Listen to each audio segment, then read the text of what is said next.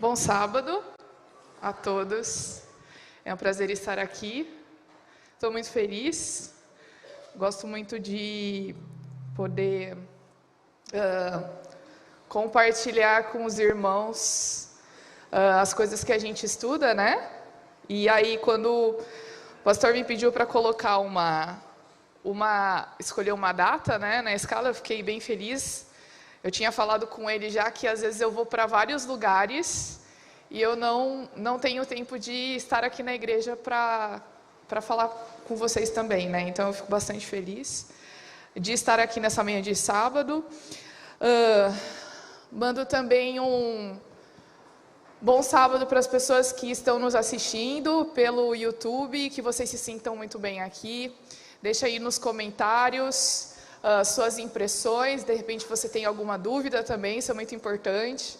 Eu posso entrar depois lá e conversar com o pessoal, não sei se dá para mandar mensagem depois, ou enfim, é bem legal a gente fazer essa troca, então compartilhe com seus amigos também esse link, com pessoas que você acha que vai gostar dessa mensagem, para a gente continuar se aprofundando cada vez mais no estudo da Bíblia. Eu não sei quantos aqui me conhecem, talvez não muitos, né? Os irmãos aqui da igreja talvez já tenham me visto por aí, me conheçam de ouvir falar. Eu vou falar brevemente um pouco a meu respeito, para que vocês conheçam um pouquinho mais. Eu sou uma pernambucana que é do norte do Paraná. Nasci em Recife, me criei em Londrina, no Paraná. E quando eu tinha por volta de 14 anos, eu fui para o IAE, que agora é o NASP. Vocês verem como eu sou velha, né? Que não chamava nem o NASP, chamava IAE ainda. Fui estudar, depois me formei no ensino médio, fiz faculdade de biologia, comecei trabalhando na educação adventista, em Campo Grande, no Mato Grosso do Sul, depois fui transferida para Santos, no litoral de São Paulo. E aí, em 2016, comecei a fazer o meu doutorado na Faculdade de Medicina da Universidade de São Paulo, estudando poluição do ar, gestação. E em 2020, no final de 2019, Deus me deu um desafio, que foi ir para outro país. Recebi um convite para trabalhar nas Ilhas Galápagos. A Igreja Adventista da América do Sul estava inaugurando um museu criacionista, né? Lá nas Ilhas Galápagos, eles precisavam de alguém para dirigir, para coordenar as atividades do museu, e aí eles me chamaram. E aí eu passei 2 anos morando lá, na ilha, né? No arquipélago.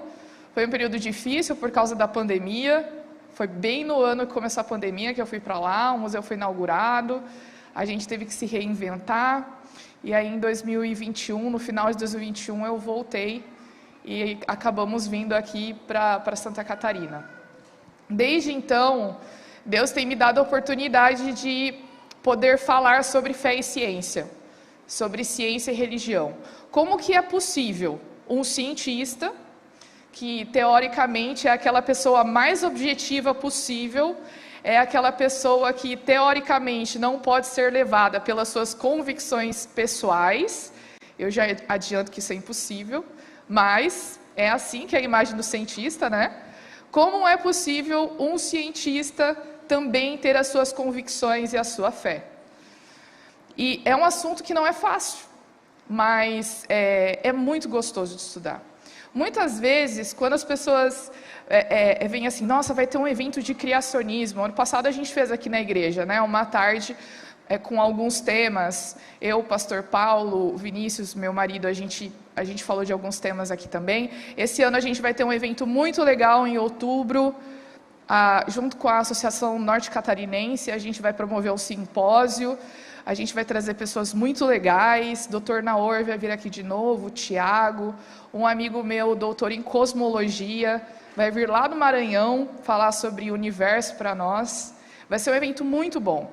E é muito legal a gente falar sobre isso. Só que muitas vezes as pessoas acham que a gente está aqui para falar mal da evolução. E eu não gosto dessa abordagem.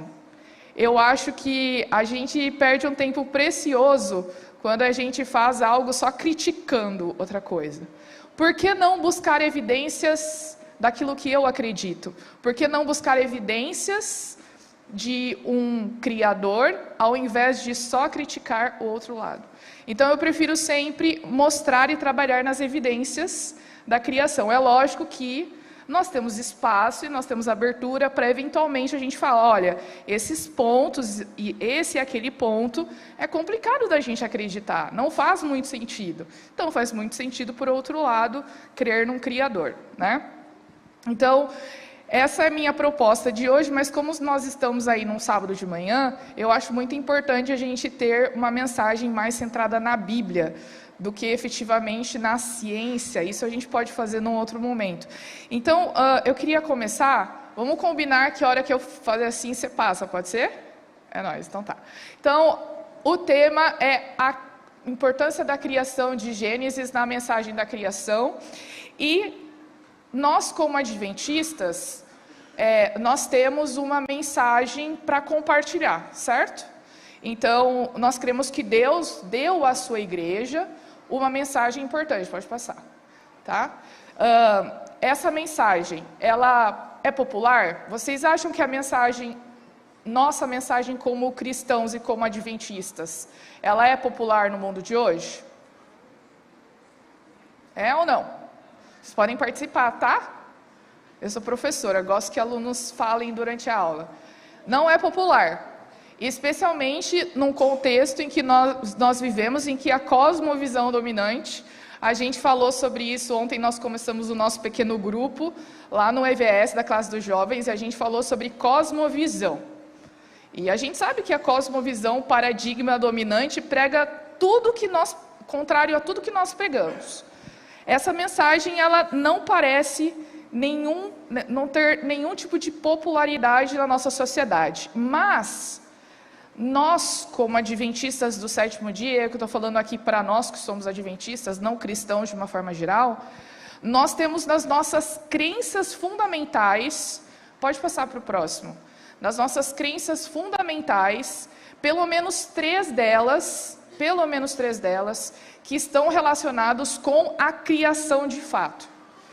E aqui eu queria compartilhar com vocês rapidamente, depois em um momento que você tiver tempo, eu recomendo que você procure na internet, eu acho que tem aquele livro Nisto Cremos também, que fala dessas crenças fundamentais, mas você pode procurar na internet as crenças fundamentais da Igreja Adventista do Sétimo Dia. E a crença fundamental número 6, pode ir para o próximo, por favor. Isso, exatamente, essa aí.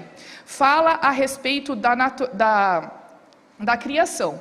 Ela diz o seguinte, eu dei uma resumida para não ficar muito extenso. Essa crença fundamental diz que nós, como adventistas, cremos que Deus é o Criador de todas as coisas e revelou nas Escrituras um relato autêntico da sua atividade criadora. Então, nós como adventistas cremos que o que está lá no Gênesis, no capítulo 1, capítulo 2, aquilo é verdade. Aquilo não é um mito, aquilo não é uma alegoria que Deus colocou ali para nos ensinar alguma lição. Aquilo ali é real, aconteceu de verdade. Em 6 dias fez o Senhor os céus e a terra. Não foram 6 dias que duraram milhões de anos. Foram 6 dias literais. Dias de 24 horas, e descansou no 7º dia dessa primeira semana. Ah, que chique, tá bom, obrigada. E descansou no 7º dia dessa primeira semana. Assim, ele estabeleceu o sábado como um perpétuo monumento comemorativo da sua esmerada obra criadora. Então, como adventistas, cremos que o relato da criação é verdade, é autêntico, foi numa semana com dias literais e foi num período recente, não nos bilhões de anos, pelo menos a criação da vida, né? Não foi como prega ou como afirma a cosmovisão evolucionista. E aí nós temos aí a próxima crença que está relacionada com a criação, que é a 7, a natureza do homem. Eu acho que eu copiei e colei errado ali a 6, tá? Mas a 7. O homem e a mulher foram formados à imagem de Deus com individualidade, poder e liberdade de pensar e agir, conquanto tenham sido criados criados como seres livres, cada um é uma unidade indivisível de corpo, mente e espírito, e dependente de Deus quanto à vida, respiração e tudo mais. Ou seja, nós fomos criados à imagem e semelhança de Deus, e nós temos uma relação de dependência com Deus para exercermos as nossas funções vitais. Só o fato da gente estar aqui, e você pode não perceber agora, estar ciente disso, porque a gente esquece. O seu coração está batendo, bombeando sangue para todo o teu corpo, e teu pulmão está fazendo com que você consiga respirar. Isso é algo que depende de Deus, porque Ele te criou como homem e mulher. A próxima crença, a 8ª crença, que é a respeito do grande conflito. Essa eu peguei só uma parte, você pode depois procurar para ler completa. Diz o seguinte: toda a humanidade está agora envolvida num grande conflito entre Cristo e Satanás, quanto ao caráter de Deus, sua lei e sua soberania sobre o universo. E esse conflito ele teve uma origem. Ele se originou no céu, quando um ser criado, dotado de liberdade e escolha por exaltação própria, tornou-se Satanás, o adversário de Deus, conduziu uma rebelião por uma parte dos anjos, e introduziu o espírito de rebelião neste mundo. Ou seja, não apenas nós somos criados por Deus, mas tudo o que acontece aqui precisa ser observado e precisa ser analisado sob o pano de fundo do grande conflito, de que o mal surgiu num ser criado por Deus, e infelizmente, parte dos anjos foram expulsos do céu, ele trouxe essa rebelião para o nosso planeta, e hoje nós vivemos as consequências do pecado. Então, a gente vê que o relato da criação, ele não é só uma historinha de criação da vida, de tudo que existe, mas ele tem profundas consequências em tudo o que acontece hoje, especialmente por causa do grande conflito. E a gente consegue ver isso especialmente porque, como eu disse para vocês, nós vivemos num mundo em que o paradigma da ciência, não só o paradigma da ciência, mas a cosmovisão que a nossa sociedade, que faz a sociedade funcionar, é um paradigma, é uma cosmovisão que não leva em conta tudo isso que eu falei para vocês. Então, muitas vezes a gente tenta entender determinados comportamentos, esquecendo que as pessoas vivem baixo a ciência ou a crença de que Deus não existe. A ciência funciona de uma forma, eu sempre falo para os meus alunos, olha, não tem como eu não falar de evolução para vocês, porque a biologia ela foi construída com base no evolucionismo.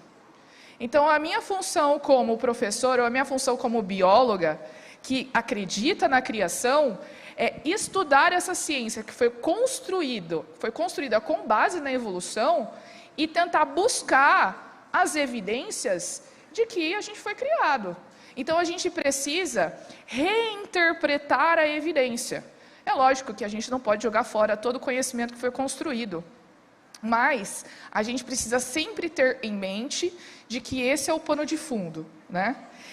Aí a gente se depara, então aqui eu coloquei uma imagem, né, só para exemplificar essa ideia de que a vida, de acordo com o modelo da evolução, a teoria evolucionista, começa de uma forma muito simples. Porque na evolução, a gente tem essa ideia, né, de que as coisas, elas não vão necessariamente melhorando, mas elas vão se modificando. Se aquilo vai servir para o benefício do indivíduo, permanece, se não é eliminado. E aí, por meio desses processos de tentativa e erro, não guiados, né, são cegos, totalmente movidos por processos naturais, nós estamos aqui. Então, a gente tem uma gradação daqueles seres vivos surgindo como os mais simples, até o surgimento do homem, com seus ancestrais, né, compartilhando ali o macaco como seu ancestral, depois descendendo de uma linhagem ali dos símios dos australopitecos. Então, a gente aprende esse contexto. E a gente vê isso, por exemplo, aqui eu coloquei, né, na questão da origem da vida.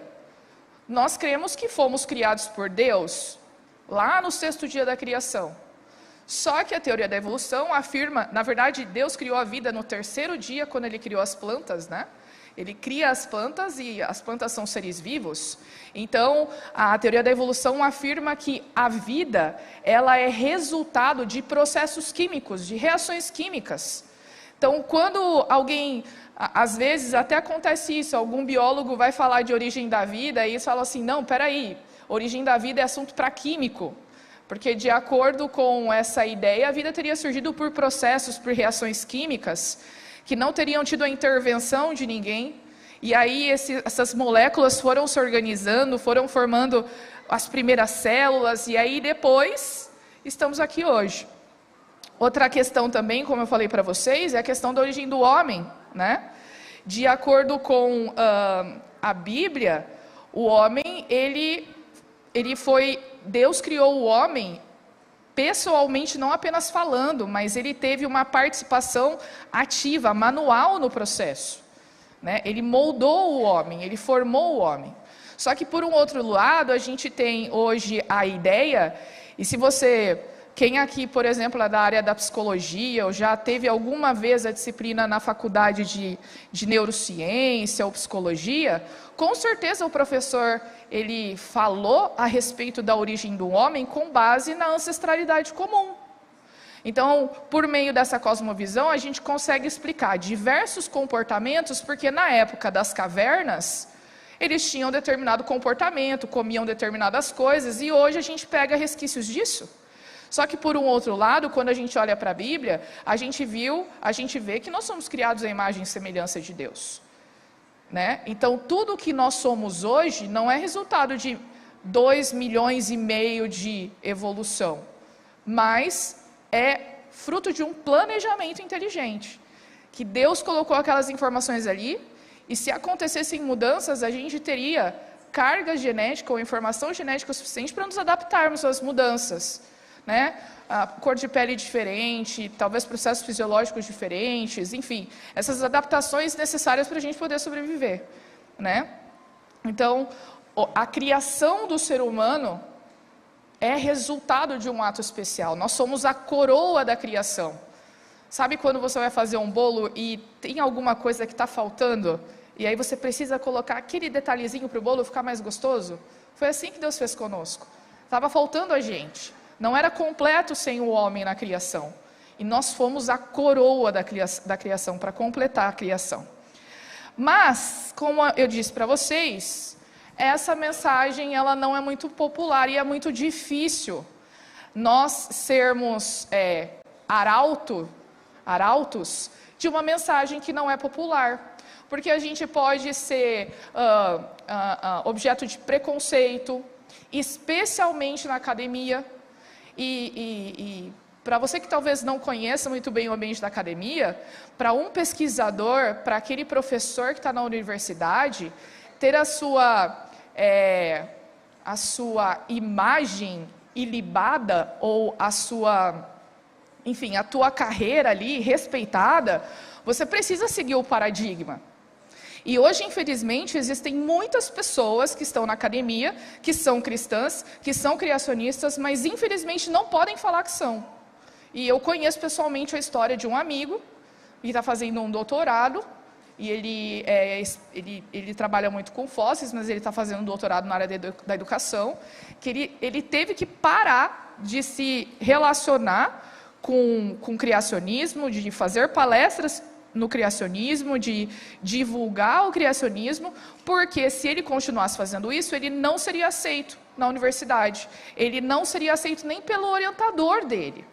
O orientador não iria nem orientá-lo. Então, para que ele pudesse alcançar o objetivo dele, estudar, ter um título, para depois, né, ter a autoridade de um título para poder falar de ciência, porque isso é importante, ele decidiu dar um tempo. E, infelizmente, é isso que acontece às vezes. É muito difícil você levar uma mensagem popular. E é mais difícil ainda quando a nossa mensagem ela é considerada sem valor. Quando a nossa mensagem ela não é considerada nem ciência. É algo que é pseudocientífico, ou seja, aquilo que tem uma imagem de ciência, mas na verdade não é, ou algo que é anticientífico, é algo que é negacionista. Não é fácil, mas O que eu gostaria de compartilhar com vocês hoje aqui é a gente refletir no valor e no sentido da mensagem da Semana da Criação. Então, qual seria o valor? Ou seja, por que a gente está parando aqui num sábado de manhã, que é um momento super importante, né, para falar sobre criação?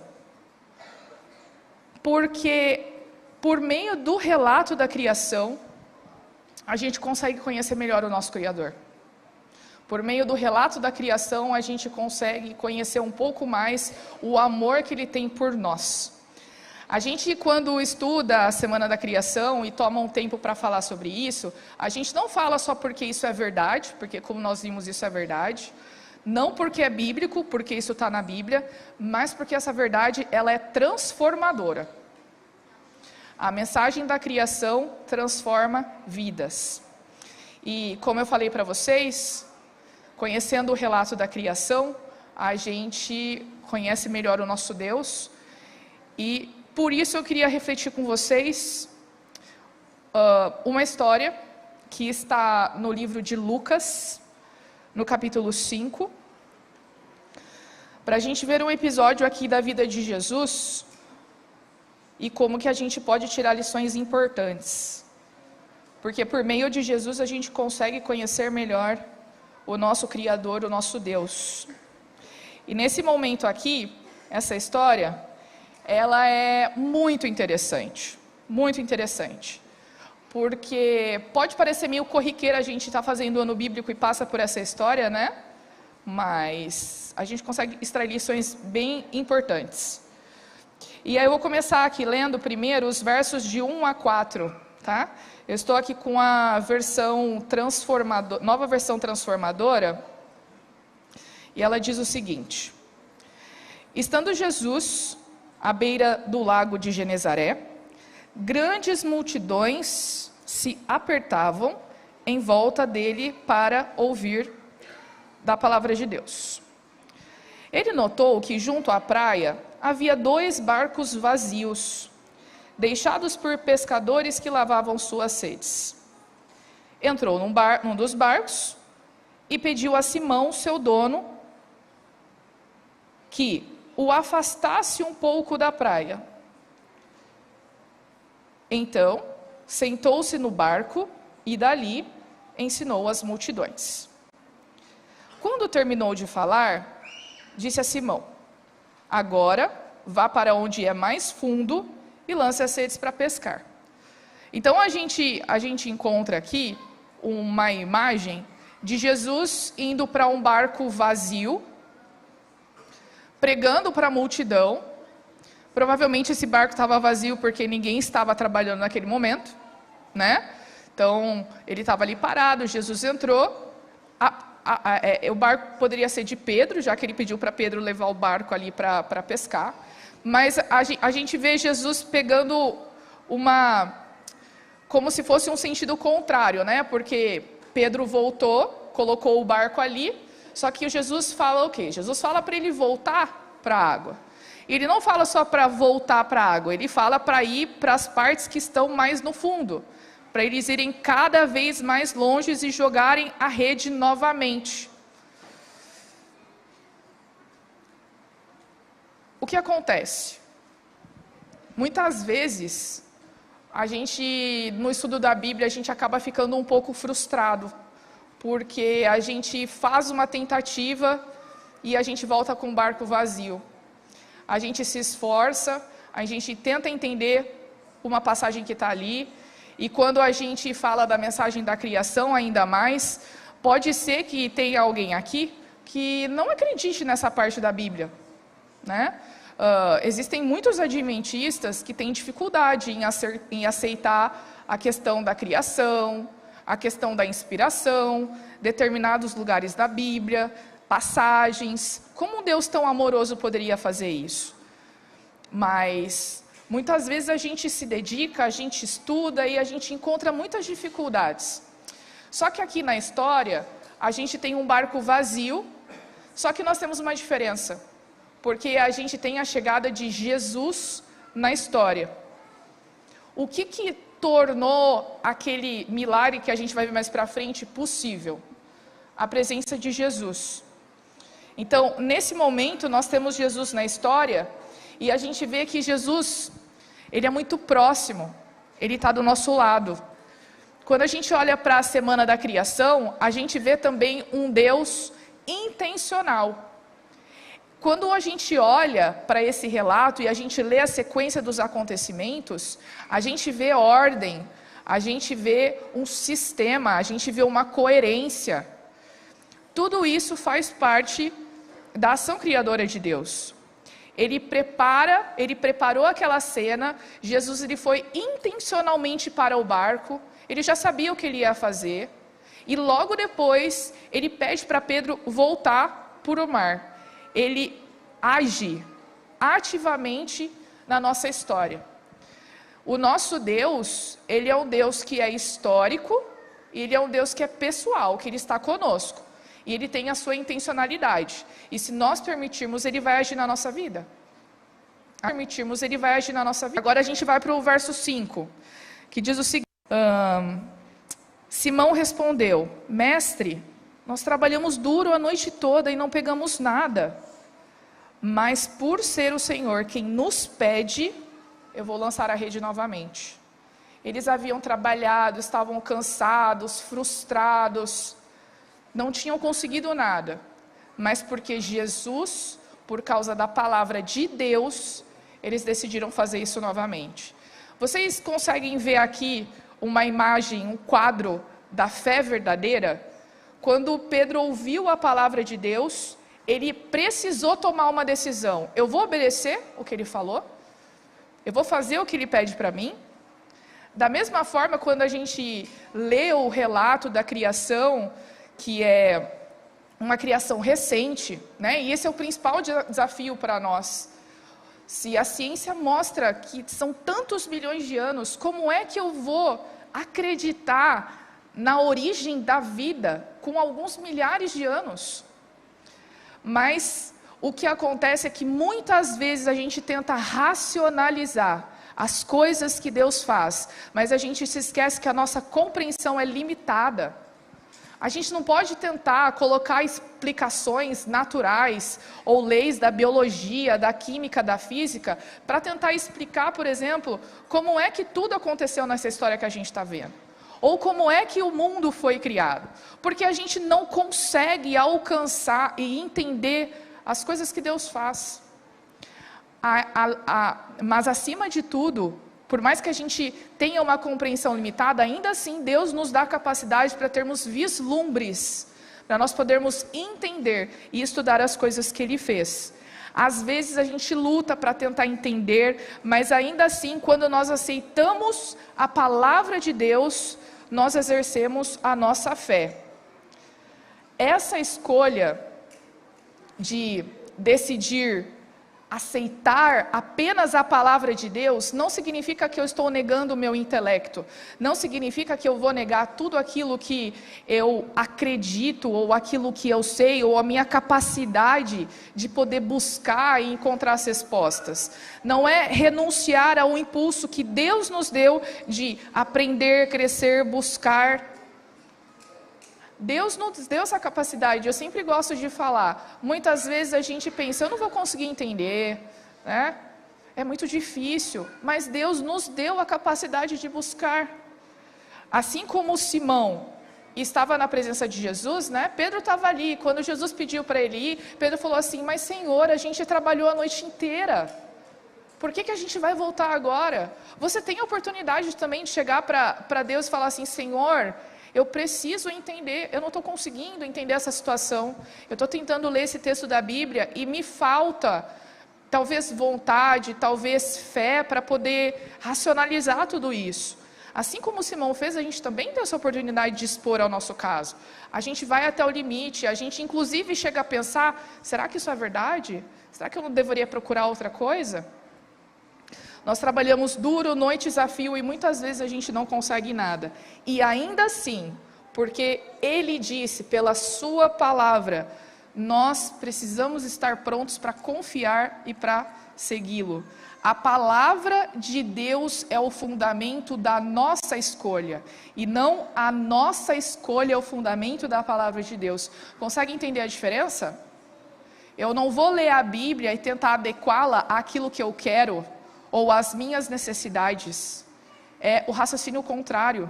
A palavra de Deus deve ser a base e o funcionamento para tudo aquilo que eu faço na minha vida. É ali que eu devo buscar respostas, é ali que eu devo buscar os princípios que devem moldar a minha cosmovisão.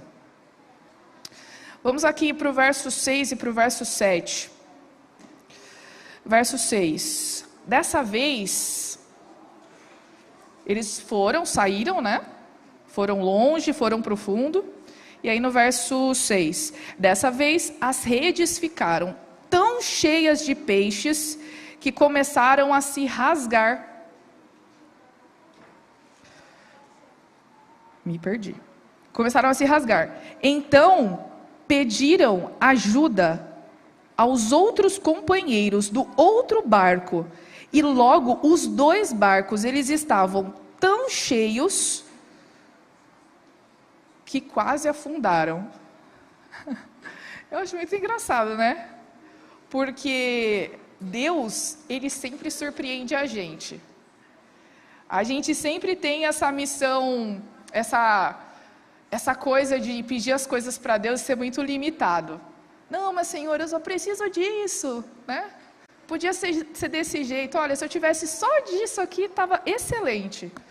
Só que Deus, Ele sempre vai nos surpreender, porque tudo o que Ele planeja para nós é muito mais do que a gente imagina.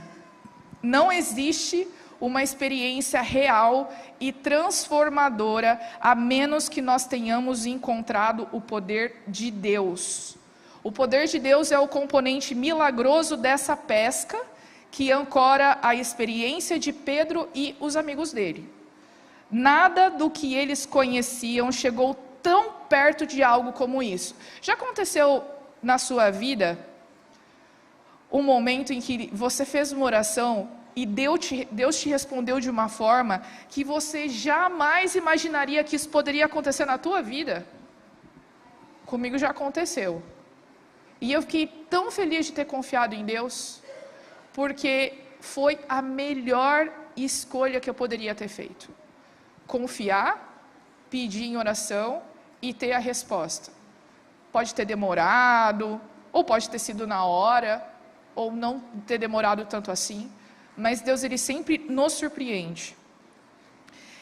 O que aconteceu aqui naquele momento, de ter tanto peixe, que foi necessário ter um segundo barco para encher, foi completamente sobrenatural. Eu não consigo imaginar como seria estar naquele momento, naquele barco, e simplesmente, depois de ter passado uma noite inteira sem pegar nada, ter tanto peixe, que se não tivesse outro barco do lado ia dar problema. Quando a gente pega e olha essa história, e esses peixes que estavam borbulhando na água e saltando com uma infinidade de peixes, não tem como a gente não lembrar da Semana da Criação. Lá no 5º dia, lá em Gênesis 1, no verso 20,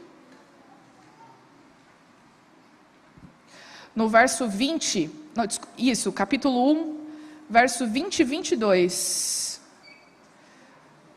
Então Deus disse, encham-se as águas de seres vivos e voem as aves no céu acima da terra. Agora o 22. Então Deus os abençoou, sejam férteis e multipliquem-se, que os seres encham os mares e as aves se multipliquem na terra. Talvez a gente veja esse momento e pense assim, não, de repente estava passando um cardume gigantesco de peixe naquele momento e foi bem na hora que eles jogaram as redes.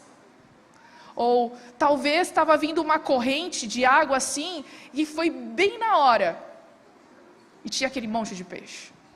Não, esse foi um milagre. Os peixes apareceram ali. E quando a gente vê na Semana da Criação algo semelhante acontecendo, não tem como a gente não fazer essa ligação de Jesus com o nosso Criador. Vamos agora no verso 8, voltando lá para Lucas, no capítulo 5. A gente tem, no verso 8, diz o seguinte: quando Simão Pedro se deu conta do que havia acontecido, caiu de joelhos diante de Jesus e disse: por favor, Senhor, afaste-se de mim, porque sou homem pecador. Veja a atitude de Pedro diante da observação e de ter experienciado aquele milagre. Quando ele observou aquelas coisas miraculosas, sobrenaturais acontecendo, ele não tinha outra coisa a fazer senão adorar a Deus, senão adorar a Jesus. E aqui a gente vê ao mesmo tempo essa atitude de adoração, mas também terror e medo. Mas por outro lado, como que a gente vai temer um Criador que tem tamanho poder e que fez algo que a gente jamais imaginaria? Quando nós encontramos tamanho poder, nós tememos, porque ainda muitas vezes a gente não tem capacidade de compreender aquelas coisas que estão acontecendo, a bondade de Deus. Mas as palavras confortantes de Jesus nos falam de um Deus poderoso. E aqui na primeira parte do verso 9, diz aqui, pois ele e seus companheiros ficaram espantados com a quantidade de peixes que haviam pescado. E aqui diz o seguinte, mais à frente no verso 10. Jesus respondeu a Simão: não tenha medo. De agora em diante você será pescador de gente. Aqui é interessante porque a gente vê Jesus usando uma situação para fazer um chamado para Pedro. Deus deu uma missão. E ele fez um paralelo que, da mesma forma que Pedro estava indo em busca dos peixes, para pescar os peixes, agora ele deveria ir em busca dos homens para levar a mensagem de Jesus para esses homens. Quando a gente trabalha com ciência e a gente faz essa ciência com uma cosmovisão criacionista, é muito desafiador. Mas a Igreja Adventista não sei se vocês conhecem, ela tem um instituto de pesquisa chamado de Geoscience Research Institute. A sede fica lá na Universidade de Loma Linda, na Califórnia. Cada divisão tem um escritório específico do GRI para incentivar a divulgação criacionista.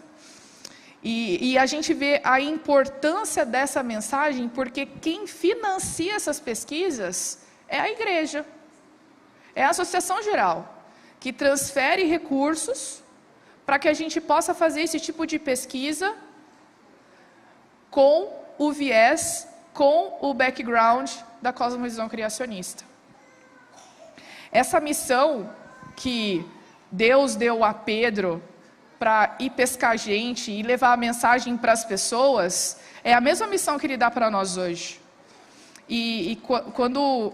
É lógico que talvez muitos aqui não estejam nessa área da academia, ou talvez não estejam numa universidade, mas você, dentro do seu contexto, também pode levar as mensagens para as outras pessoas. Muita gente nem sabe ainda no que acreditar.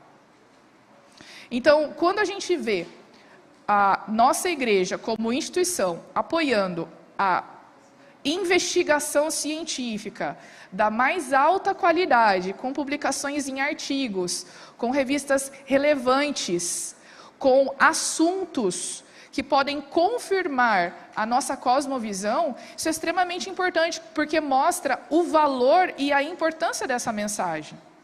E quando a gente entra em contato com pessoas que não conhecem, você não precisa ser um cientista para ficar citando artigo científico e dizer o porquê você acredita que Deus nos criou.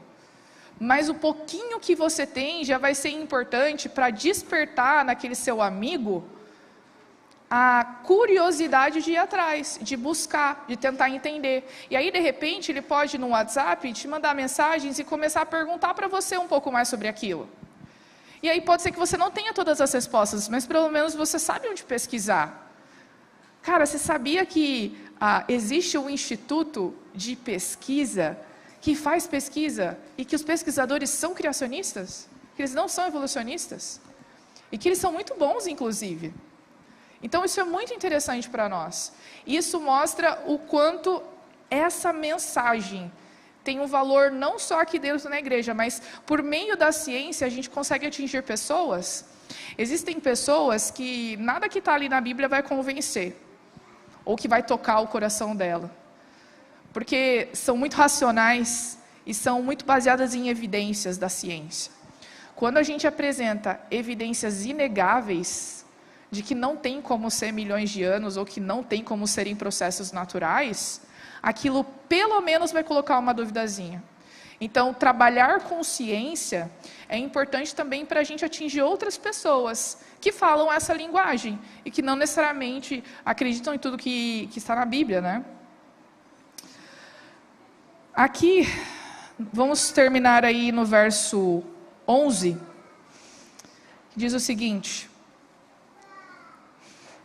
Jesus 11, e assim que chegaram à praia, deixaram tudo e seguiram a Jesus. Então, olha só que interessante, no início, nós temos um barco vazio,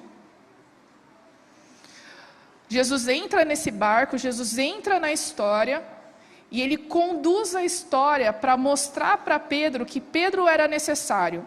Aquilo foi muito importante para as pessoas que estavam assistindo a Jesus, sem dúvidas.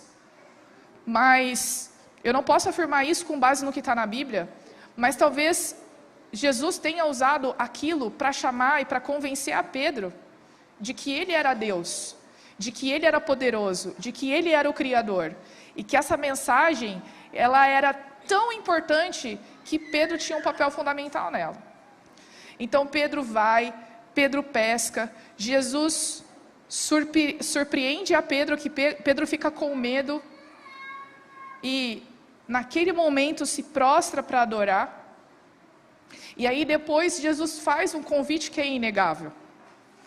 Pedro, agora é a hora de você, seus amigos, irem pescar gente. E aí no final da história, a gente também termina com um barco vazio. Da mesma forma que nós começamos. Mas aqui a gente não tem a frustração de passar a noite inteira pescando e não conseguir nada. Não tem aquela coisa ruim de não ser bem sucedido, de tentar fazer alguma coisa e não dá certo. Aqui a história é outra. Porque esse barco aqui, ele está vazio porque Jesus deu um comando, Jesus deu uma mensagem. Eles deixaram, Pedro e seus amigos deixaram tudo para seguir a Cristo. As coisas desse mundo e todas as respostas que recebemos não são mais necessárias, ou seja, tudo aquilo que Pedro já viveu, tudo aquilo que Pedro fazia, aquilo não era mais necessário para ele. Porque Jesus havia feito um convite e havia dado a ele uma missão. Será que, assim como Pedro, nós estamos prontos para talvez abrir mão de algumas coisas para aceitar o convite que Deus faz para nós? De aceitar o convite que Ele faz para modificar e transformar radicalmente a nossa vida, talvez mudar tudo aquilo que a gente acreditava como verdade até agora. Como eu disse, não significa que você vai negar o seu intelecto, aquela sua busca e vontade de conhecer e de estudar e buscar as evidências. Só significa que agora você tem alguém que está na prioridade, na primeira ali. Não é a ciência, não é o que as outras pessoas falam, mas é aquilo que a palavra de Deus diz para você. Será que a gente está disposto a tomar essa decisão e fazer isso como uma missão para a nossa vida? Será que a gente pode falar isso para as pessoas que entrarem em contato conosco? Jesus faz um convite para nós, porque essa mensagem tem o selo de qualidade de Jesus. Ele é o nosso Criador. E Ele ainda está aceitando convites e currículos. Então quem quisesse candidatar a essa vaga, está aberto contratando. O salário é excelente, posso dizer para vocês. Amém.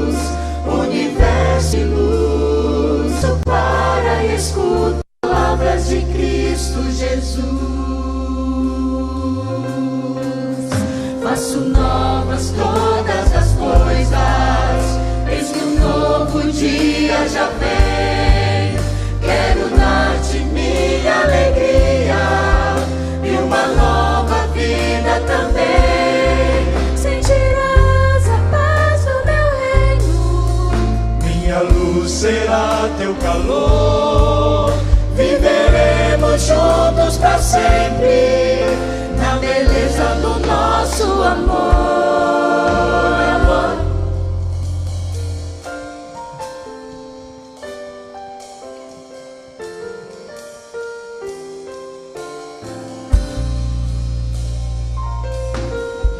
Os portais do Éden se abrem, já se vê o mar de cristal.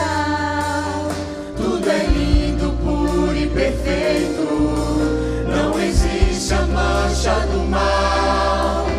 Uma voz profunda e suave mostram as marcas da cruz. O universo em coro exulta nas palavras de Cristo Jesus. Novas todas as coisas, eis que um novo dia já vem. Quero dar-te minha alegria e uma nova vida também. Sentirás a paz no meu reino, minha luz será teu calor. Viveremos juntos para sempre, na beleza do nosso amor. Faço novas todas as coisas, eis que um novo dia já vem. Quero dar-te minha alegria e uma nova vida também. Sentirás a paz do meu reino, minha luz será teu calor. Viveremos juntos para sempre, na beleza do nosso amor. Para sempre na beleza do nosso amor.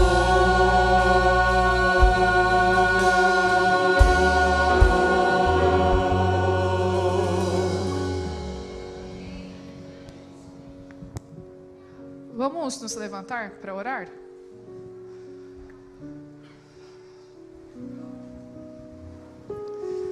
Querido Pai, Senhor, obrigada porque o Senhor é tão bom conosco. Obrigada porque o Senhor cuida de nós. Obrigada porque o Senhor deixou na natureza evidências tão claras de que o Senhor nos criou, de que o Senhor cuida de nós, de que o Senhor se preocupa conosco. que o Senhor responde às nossas orações e sempre nos surpreende e tem um propósito e uma missão para nós. Obrigada porque só o Senhor é Deus e tem o poder de transformar as nossas vidas, de fazer novas todas as coisas, mesmo que nós tenhamos feito coisas de errado, que tenhamos tido um passado que não seja muito legal, mas o Senhor tem o poder para transformar, para renovar e para fazer novas todas as coisas. Fique conosco, Senhor, no restante dessa programação, deste culto. Mande os seus anjos para nos guardar, nos fazer companhia e nos livrar do mal. Esteja conosco em todos os momentos da nossa vida, te pedimos. Em nome de Jesus, amém. Ainda em pé, vamos nos despedir deste culto com a bênção final e então depois vamos para as escolas sabatinas. Que o Senhor nos abençoe.